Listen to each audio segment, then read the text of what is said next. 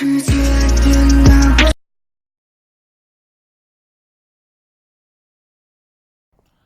everybody, this is another reaction video to Mr. Madan Gowri's video title that says how to make people like you.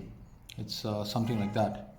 Well, uh, the foremost thing is that he starts off by saying, quoting examples that there are people in this world um, who have got no hair on their heads and who are not having any attraction on their face, yet people all over the world, they love them. Well, and then he continues giving the examples of Mr. Mahatma Gandhi ji and Mr. Rajinikanth ji. I've got a problem with that. Why?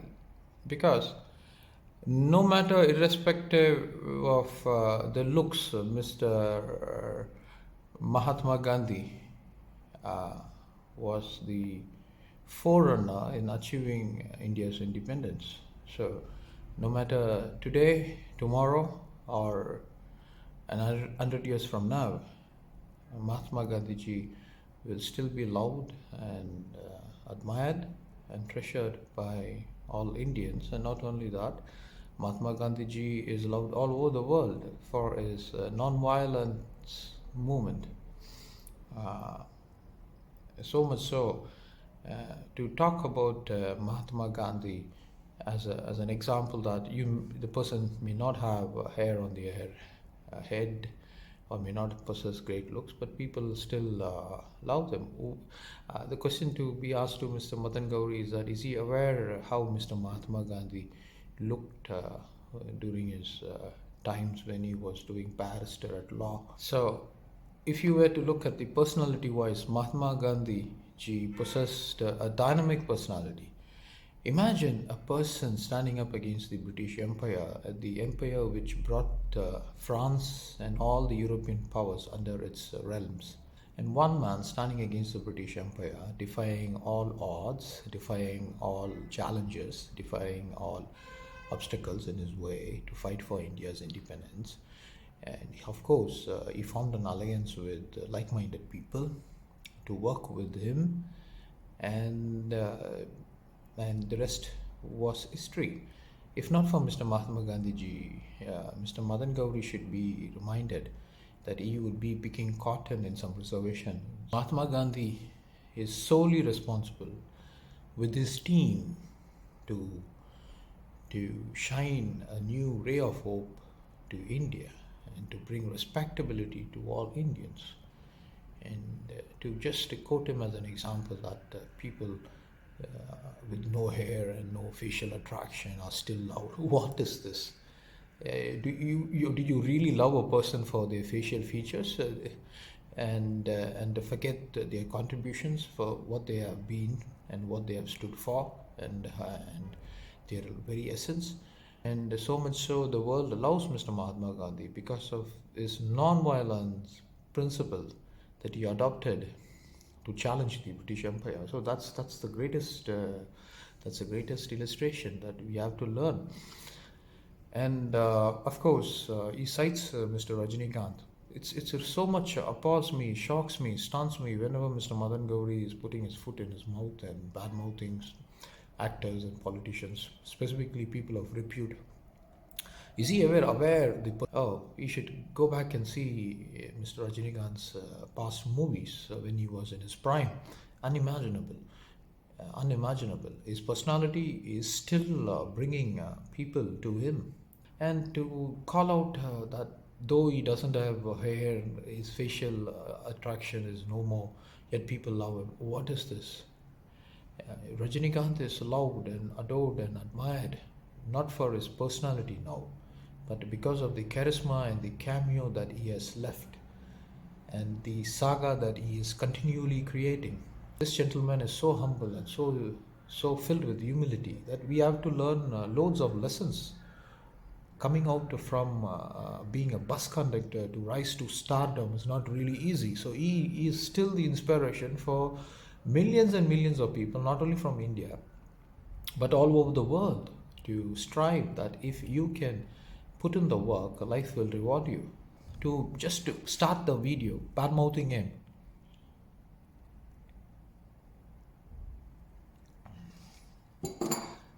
it's not accepted, it's not appreciated. So this is the introduction that he gives. When I saw this video, my general inference was that this is more like a dating video. The title of the video says, how do you make people to love you? First and foremost thing, you have to understand that not all the people in the world will love you. For example, make your friend who's going frequently to the bars to love you.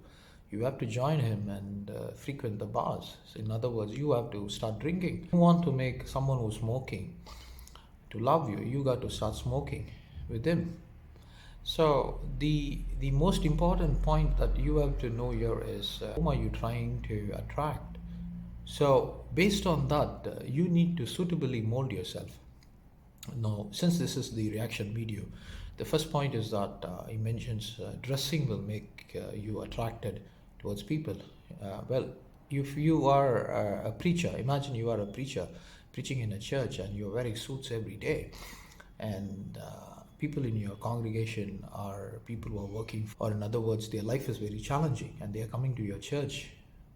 How would they feel when they see you wearing a $10,000 suit? He has his ability of insinuating and falling at so-called Instagram models or influencers. Excuse me, how have they bettered my life? In what way have I cherished my life so that I would be in a position to get inspired or aspired to be my better self? So just to say that we live in the age of Instagram, we live in the age where opportunity is available for everybody. Tomorrow you can become an Instagram model. The people who are watching this video, you can become a superstar. So everything is open to you.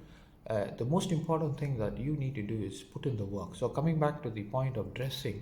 So if you are teaching in a school, you can't flamboyantly wear clothing that makes students lose concentration on the studies. So you need to dress in such a way that you are able to identify yourself with the student, and the student is able to identify herself or himself with you. So it is not necessary that you need to choose your clothes the previous night. Excuse me, the one thing you need to prepare for tomorrow is that you need to prepare what lessons are you going to deliver, how are you going to deliver, in what way you are going to cover all the different levels of learners. You know, in a class there are different levels of learners. One will be learning through pictures, the other would be learning through sound, the other would be learning through ways in which practical applications are related to. So a classroom is filled with different types of learners. So you need to spend time in preparing your lessons rather than in preparing your dresses in flamboyant manner, thinking that you live in the Instagram phase. That's not this. That would never make you attractive. I knew a guy who used to walk into this office with the bathroom slippers, and his hair was very rugged. His clothing was really bad. He wore the same clothes all day, every day. But the company regarded him as a star because he was so much intelligent in programming that he delivered programs that other person wonder in amazement. So that's the first point. Second point that he is mentioning is that if someone were to be talking with you, you have to put your phone down and listen to them. Well, and then he goes on to mention that if they were to do the same thing, you would get irritated, you know? Well, we live in the age of mobile phones, right? So, whether you like it or not, people are attached to their phones more than they are attached to their own lives. That is the truth. Have you any time seen a person without his mobile phone? Okay, so he or she has now developed that affinity towards the phone, that what they are calling now is, in case if the mobile phone is snatched away from a person, he or she would go into a state of trauma. There are studies which shows if you are with the social media, one day if you are not getting a message from so and so, you get really upset, so you go into a state of depression. So to expect a person not to use the phone, or you getting wild when the person is using his or her phone, is totally obnoxiously foolish. Develop this attitude. Okay, I am filling up this information to the person. This person is listening. After you have finished the conversation, ask the person what exactly you have been talking about. So when the person replies to you, you tell the person, look, I have given you the following feeds, but your reciprocation is only this much. So you have missed this much, and you redo the information that the person has missed. Instead of finding fault with the person, wow, I'm pissed off because you're not listening to me, that is not going to take you anywhere, because you have to function with the people. If you want people to like you, of course, having said that, not everyone is going to be liking you or loving you.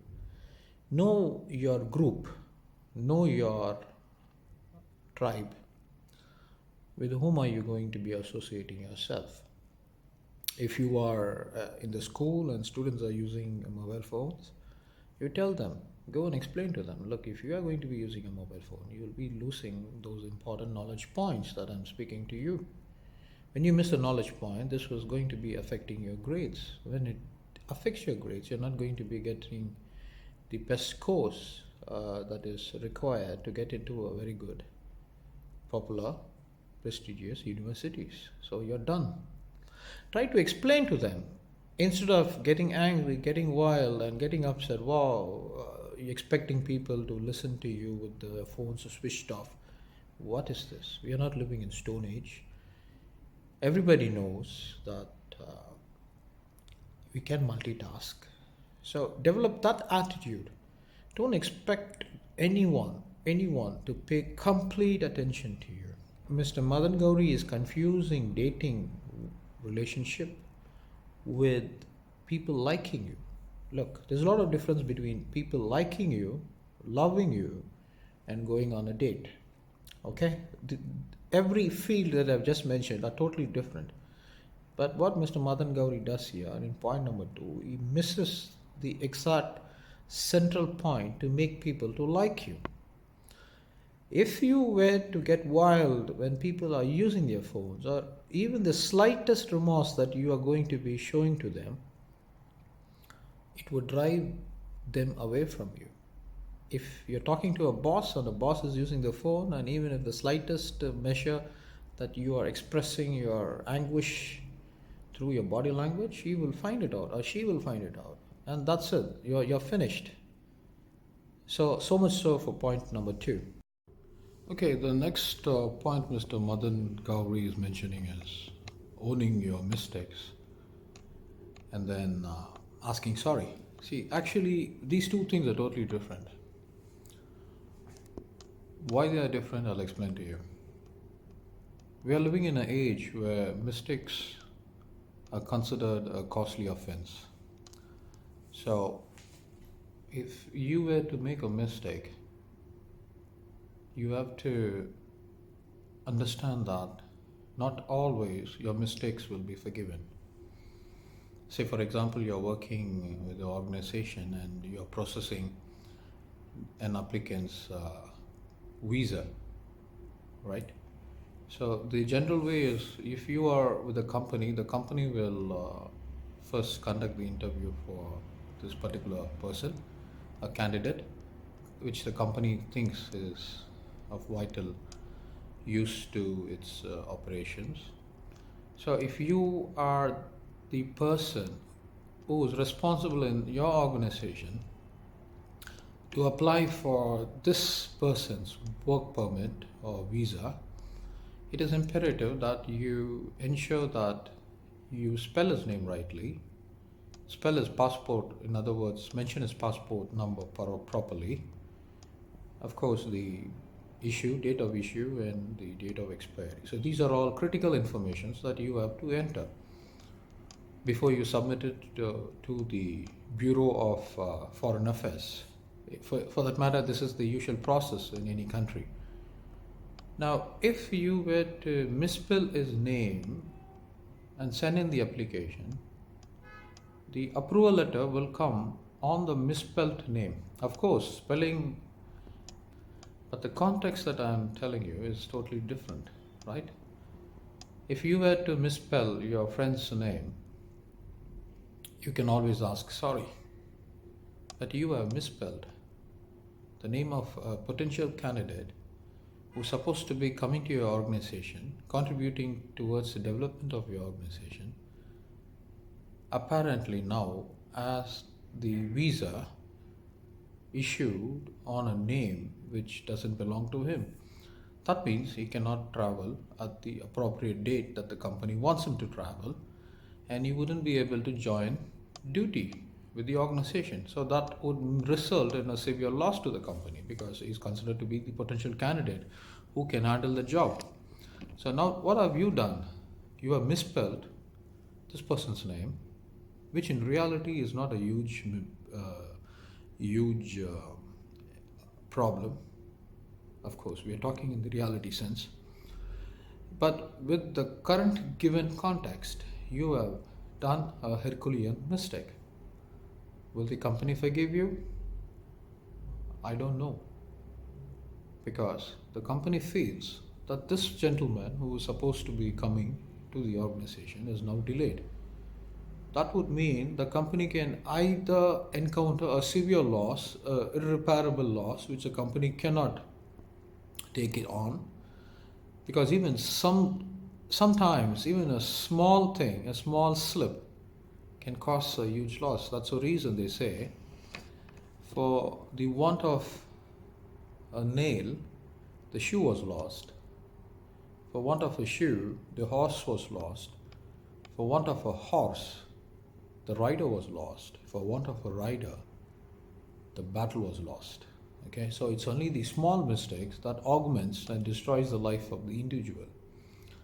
So today you might say, okay, everything is fine. I'm not going to wake up.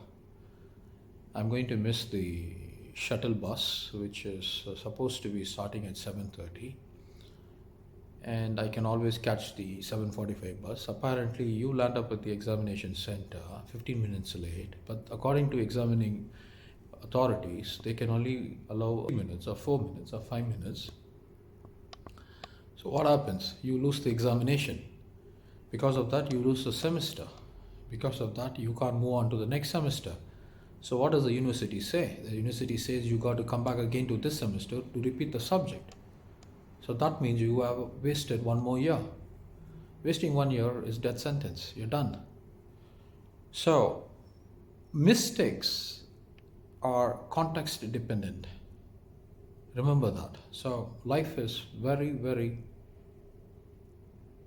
ruthless and merciless. Remember that. Not all mistakes will earn you a reward of forgiveness. On the contrary, saying sorry is a totally different thing. Say you walk along a busy road, you collide with a person accidentally, you can say sorry. There's nothing wrong with that. That's basic courtesy. You need to be courteous. You step on the person's foot while receiving a ticket or ordering a coffee, you can say sorry. These things are basic courtesy. So you cannot confuse mistakes with asking sorries. Mr. Madan Gowri is doing a mistake. He is doing a great error by confusing two totally different concepts. One concept can ruin your life, can destroy a career, can put a period to your growth. The other is a courtesy. Okay, so this is the fourth tip that he is giving. He says that a man should be able to handle a child, and then he goes on and says that men are usually considered rugged, and that's the way they have been shown in the movies. Well, this is a dating tip, and Mr. Madan Gowri is venturing into areas that he has got no clue or no knowledge at all. Of course, he's been doing all this so-called content development under the name of knowledge, which are in fact adulterated information, insuinated information, informations which are fit to be made into a sitcom. Of course, I don't want to go much into depth in those aspects. So coming back to the point that he mentions that men are being depicted in the movies as rugged personalities. Apparently, he has no clue that women like it. It's not that the movies have got interest in depicting men as a rugged man. It's the nature of women. Women love men who are rugged. That's the way it is. It's not me saying that. It's the science of biology. That is the reason. If you would have seen several movies, the heroes are always portrayed as a person who does jobs which are considered to be menial. Say you take this movie called Indian. There, of course, it was starred by Mr. Kamal Hassan, a great actor, a great star. He was shown in the movie to be working as an agent, as an agent who's processing licenses. But if you would have seen his girlfriends, they are specifically the girl Urmila Matondkar. She comes from a very well-off family, but she is head over heels in love with Mr. Kamal Hassan. What is the reason? It's because of his machoism, the way he walks, the way he conducts himself. So women are by nature attracted to the macho man. And this man comes and says that, oh, that's the way our movies are showing. So what does he want the movies to show? He wants man to be portrayed as a woman with no backbone. Well, the movies are willing to do, but women will not accept. Movie industry is basically catering to the requirement of the public, the requirement of the society, how the society is designed. So from time immemorial, women are attracted to the bold and the brave. That's a reason.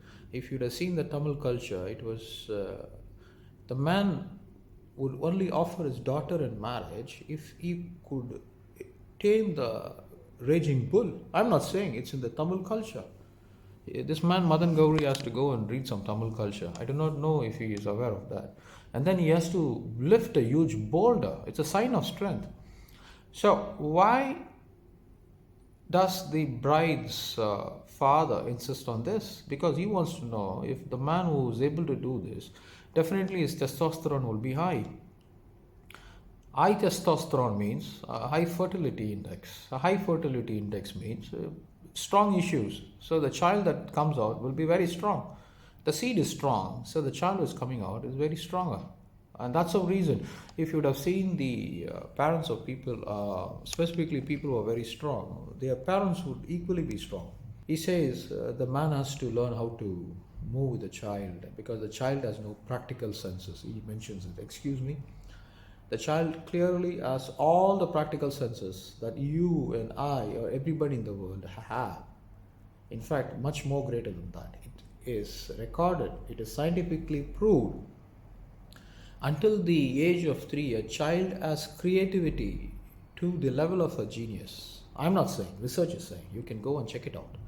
The child's capabilities are 200% high on the creativity index from the time of his birth to the age 3 that he or she attains. So he says the child has got no practical sense. I cannot understand, or I do not know where he got this pediatrician knowledge. He says that women will think the moment she sees a man handling a child, he will be able to take care of me. Excuse me. How is that got to be related with man taking care of the woman? We live in a society where everybody have to take care of themselves.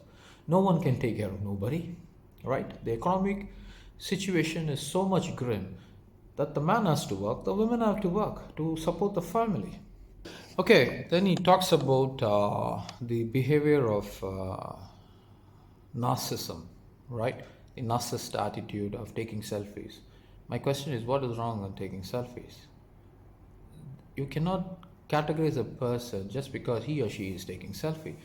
You know what? Everybody is narcissist in one way or the other. I'll tell you the best example. he or she would better respond to you the moment you call them by their name. Do you know that?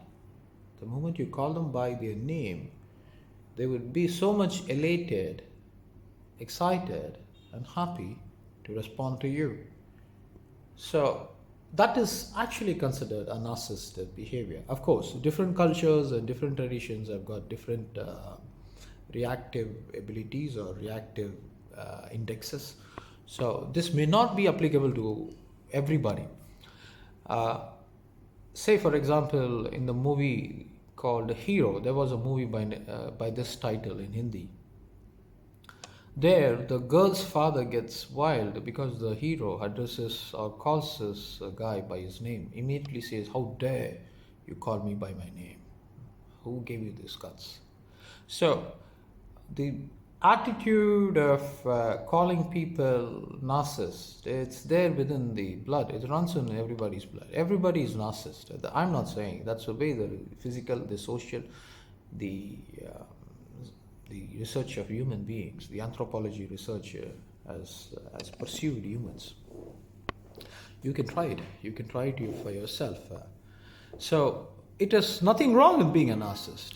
It's better. The first and foremost thing that you need to do is you need to love yourself. That's your first duty. If you are not going to love yourself, how on earth are you going to love your neighbor? I'm asking you. So what is wrong in taking selfies? Today you're young, tomorrow you're old. So you take as many selfies you want. Take selfies with as many people you want, with whomever you admire, adore, and appreciate. You take selfies with them. That would not consider you or categorize you or term you to be a narcissist.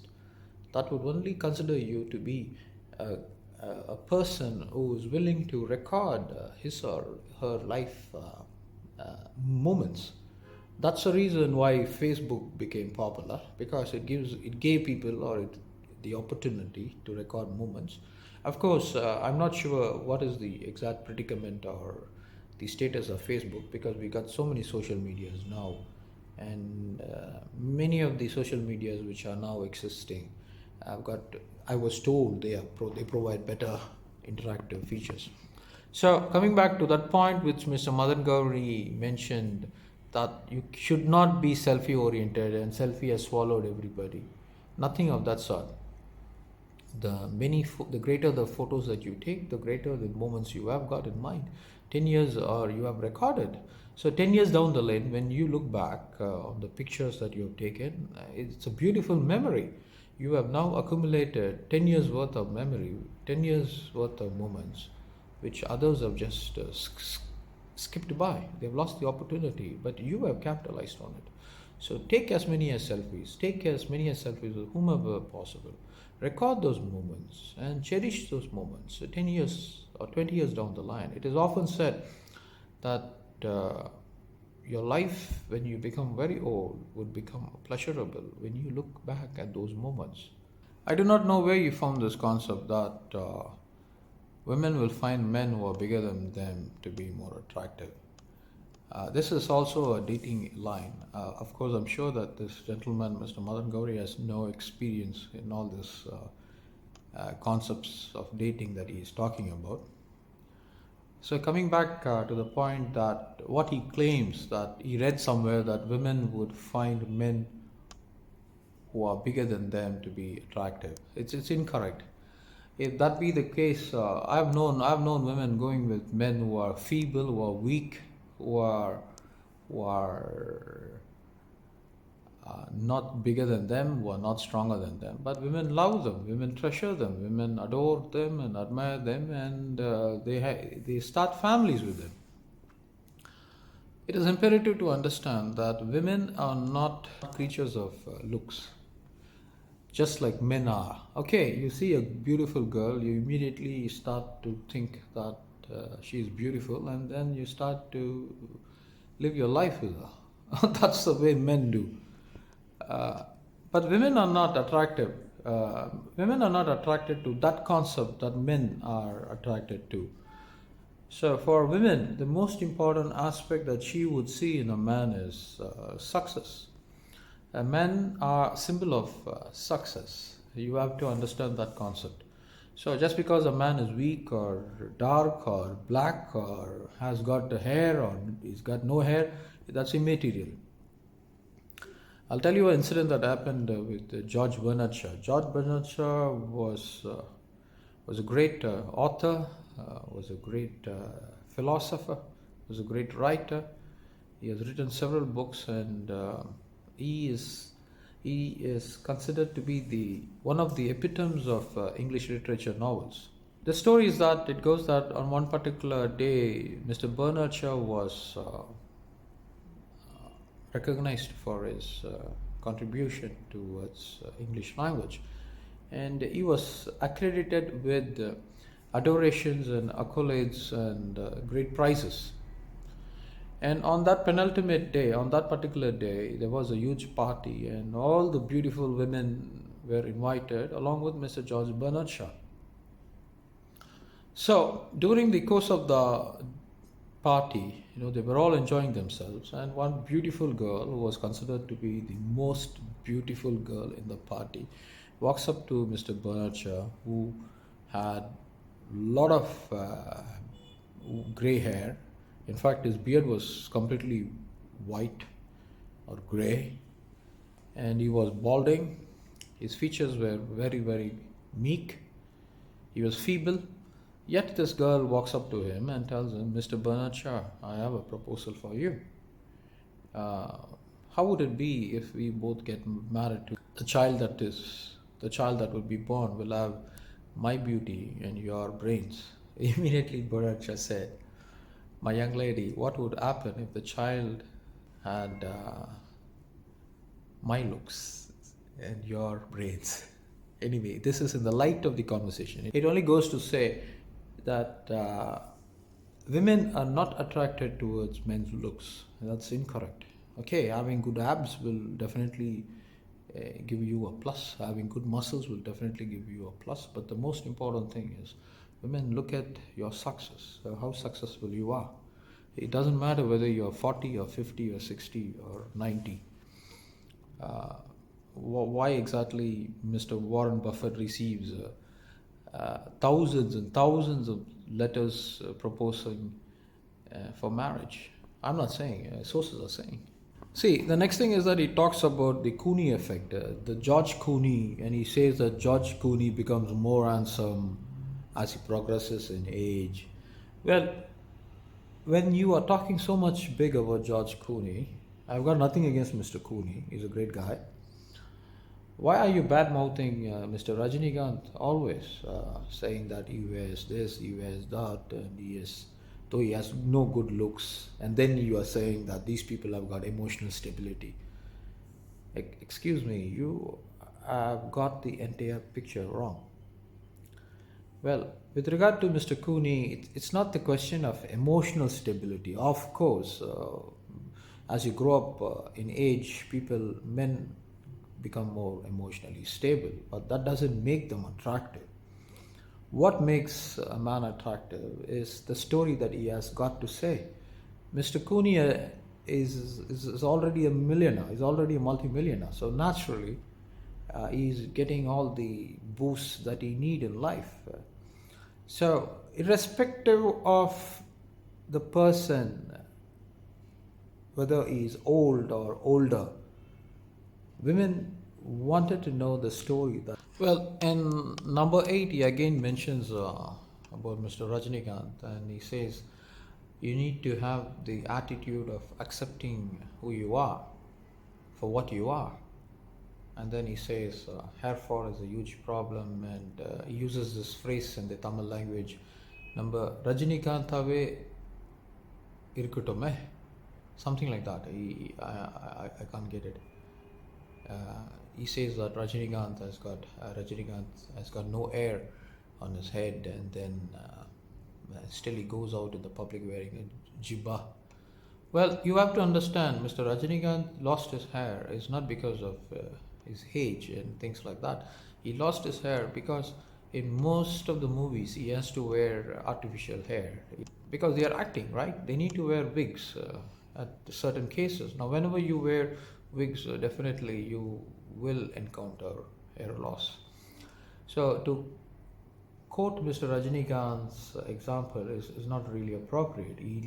And of course, he has now reached that point in life that he need not have to be bothered about looks or appearances. Why?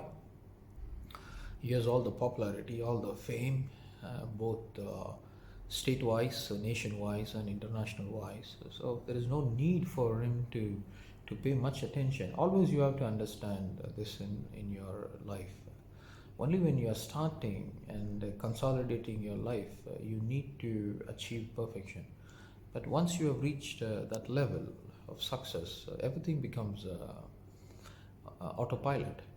Whether you dress yourself up, or whether you wear makeup, or whether you choose the best shoes, it's totally immaterial. It doesn't matter, because people know you now. People accept you now. So as far as Mr. Rajinikanth is concerned, he has a legacy with him. So no matter where he goes, people know him. Coming back to hair fall. Now, for men, of course, you need to have hair. If you are encountering hair fall, then you have to see a good doctor and find out the reason why you are encountering hair fall. Because everything that occurs in your body has got something to do with what is happening inside. So if you are going to be ignoring your hair fall, that means you are ignoring an indicator.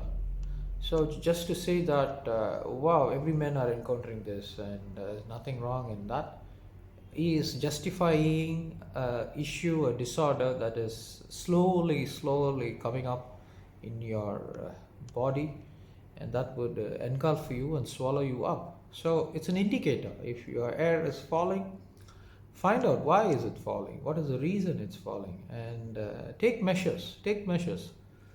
The intelligent person always looks for indicators, right? So, and then he suitably finds ways to apply damage control. Thing is, with regard to women, he says women have got pimples on their face and it's okay, and you don't need to cover yourself. Well, what is he talking about? Honestly, I can't understand what he's exactly trying to achieve by this. Presentable is totally different. You might have a disorder, you might have an issue, you might have a situation. You don't need to go and express or explicitly display that weakness to the people. People are not interested in seeing your weakness.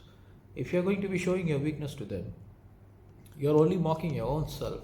So there's nothing wrong. You've got a face which you think that can be improved. You work on your face, make it more acceptable, make it more fabulous. Nothing wrong with that. What is wrong with that? If you were to apply a cream that can get rid of your pimple, if you can apply those anti-wrinkle creams that can make your face more beautiful, more elegant. So you need to, it's your body. You've got only one body. You have to live in that body. So you need to apply these important cosmetic revolutionary changes that man has invented those things. So what is wrong in applying beautiful creams on the face that can make your face look gorgeous? For a woman, face is what that counts. It is very important for a woman to have a great face. I'm not saying that. This is the science of biology. Face is often considered to be your ticket for everything. The cosmetics industry is a multi-billion-dollar industry. Why? Because they know that women love to look good, they like to look good, and they want to look good. So this is owning yourself and your attitude and accept for what you are, who you are. It totally is obnoxiously ambiguous, obnoxiously foolish. So the next point is that he says that if somebody is mocking at you or making fun of you, you just ignore it, and it's good that these people are mocking at you, have a temperament, and if they mock at you, you take it in your stride. So he says that, he preaches like that. Well, I would tell you this. Look, there is a difference between witty humor and a humorous wit. Okay, so you need to know the difference. So if someone is mocking you periodically, or humiliating you, or insulting you, and which is offensive, you put an end. You just say shut the to the guy, okay? You just, or to the girl who's mocking you. So they are not your friends. They are enjoying their discussion at your cost, at your risk, because your personality is getting affected. Your emotional is getting affected. Your emotional strength is affected. Your emotional stability is shaken by these mockings. You have to know that, because this is what is called as school bullies. You know, in schools, you have people who tag names at people, and they often call this person with that name. So that stigma gets blueprinted into the mind, into the brain, which is really a dangerous thing. So if there are friends, or if there are colleagues who are mocking you, or insulting you, or humiliating you, just tell them, get the, you know what I mean. I don't want to use a word, so you know what I mean. Just put an end. Just say punto finale. I'm done with you. I've got no interest in losing my self-respect or losing my self-esteem. To say that Mr. Madan Gowri preaches that if they insult you, if they humiliate you, if they troll you, you take it in the strides. No, that means you don't have backbone, you don't have spine to stand up against these people. So they are enjoying their life at your risk, at your cost, at your humiliation. So just say shut the, and then walk off. Just walk off.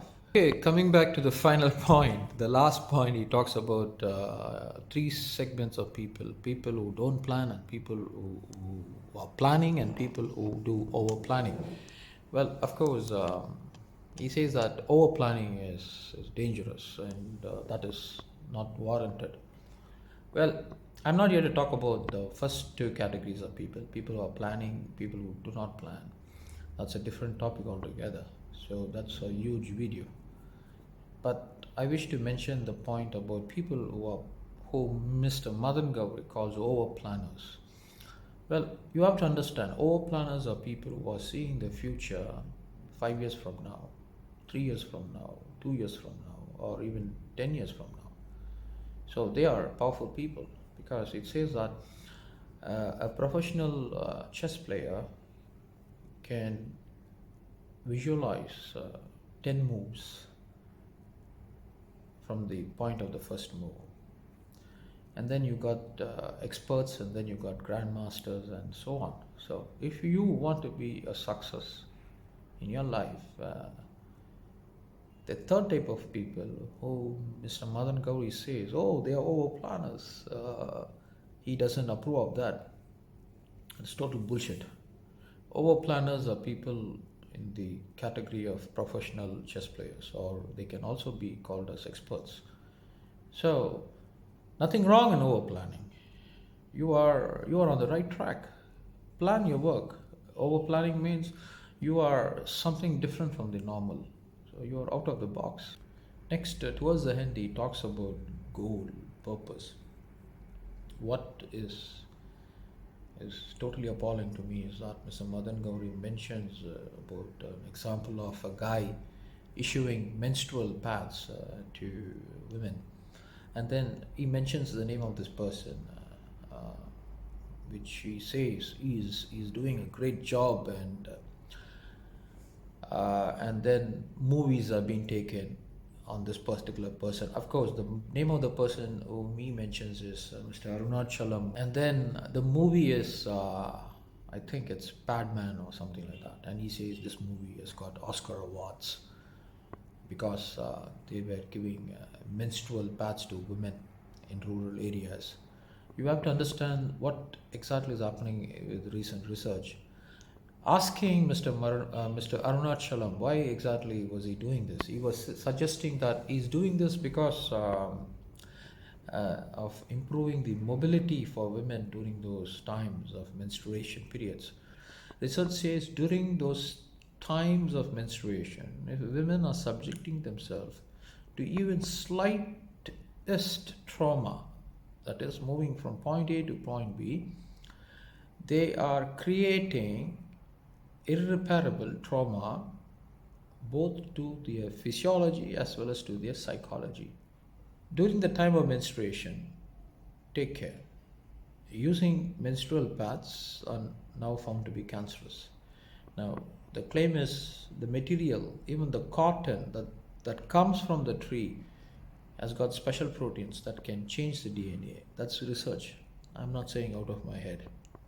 I'm not talking through my hat.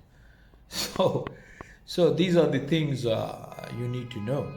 Anyway, thank you everybody. To all the Tamil people, vanakkam.